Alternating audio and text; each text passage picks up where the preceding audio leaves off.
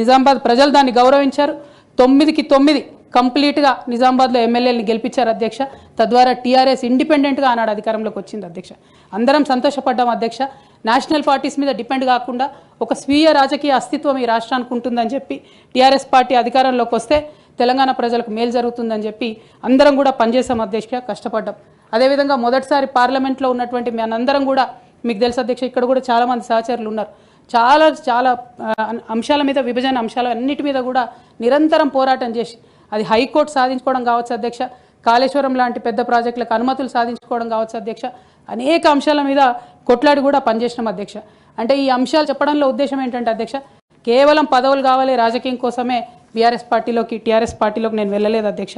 ఆనాడు టీఆర్ఎస్ పార్టీకి అవసరం, తెలంగాణ ప్రజలకు అవసరం అని చెప్పినారు కాబట్టి వెళ్ళిన అధ్యక్ష. వెళ్ళిన తర్వాత కూడా నిజామాబాద్ పార్లమెంట్లో ఉన్నటువంటి వారందరికీ తెలుసు అధ్యక్ష, ఒక 20 సంవత్సరాలు పెండింగ్ ఉండే అధ్యక్ష నిజామాబాద్ పెద్దపల్లి రైల్వే లైన్. కానీ మొదటి 2-3 సంవత్సరాలలోనే వెంటబడి నేను అది పూర్తి చేసుకోగలిగిన అధ్యక్ష. అంటే ఇట్లా ఒక్కొక్కటి ఏ రోల్ ఇస్తే ఆ రోల్లో పనిచేసుకుంటూ వెళ్ళినాం అధ్యక్ష. ఏ రోల్ ఇస్తే ఆ రోల్లో డెడికేటెడ్గా తెలంగాణ ప్రజలకు పనికొచ్చేటట్టుగా చేసినాం అధ్యక్ష. సో 2014లో తెలంగాణ జూన్ 2న వస్తే సెప్టెంబర్లో బతుకమ్మ పండుగ వచ్చింది అధ్యక్ష.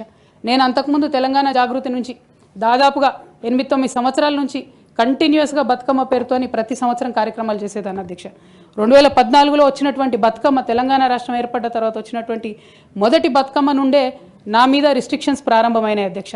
పొలిటికల్ పార్టీలో ఒక వ్యక్తిని స్వేచ్ఛను ఎట్లా హరిస్తారని చెప్పడానికే ఎగ్జాంపుల్ చెప్తా ఉన్నాను అధ్యక్ష. అధ్యక్ష, ఇక్కడ పర్సనల్ ఇష్యూస్ మాట్లాడకుండా నేను రూల్ పొజిషనే కోట్ చేసి మాట్లాడతాను అధ్యక్ష. అధ్యక్ష, section 29A of representation of people's act ఉంటుంది అధ్యక్ష. It is a statutory obligation for political parties to follow democratic norms. అంటే ఒక వ్యక్తి ఒక పార్టీలో చేరాడంటే ఆ వ్యక్తి యొక్క భావజాలాన్ని కానీ, ఆ వ్యక్తి యొక్క భావ ప్రకటన స్వేచ్ఛను కానీ ఆ పొలిటికల్ పార్టీస్ హరించడానికి లేదు అధ్యక్ష. నేను గత 8 సంవత్సరాలుగా ఇండిపెండెంట్గా ఒక వ్యక్తిగా సంస్థను నడుపుతూ చేస్తున్నటువంటి ప్రయత్నాలని అడ్డుకట్ట వేయడానికి మొదటి రోజు నుంచే ప్రయత్నం జరిగింది అధ్యక్ష.